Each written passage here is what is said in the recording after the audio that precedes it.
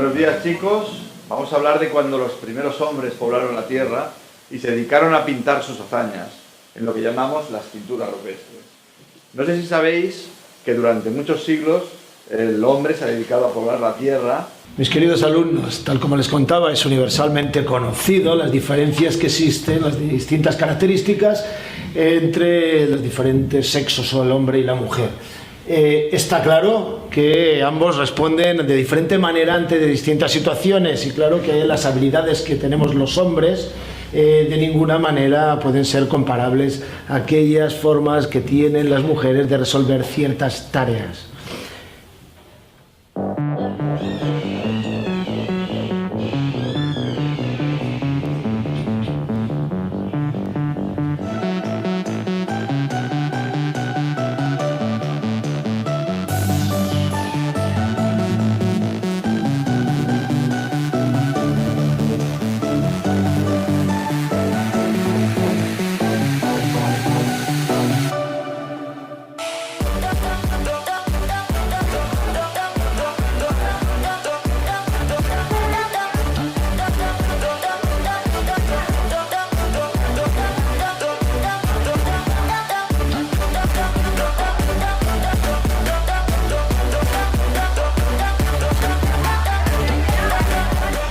Venimos en busca de la igualdad.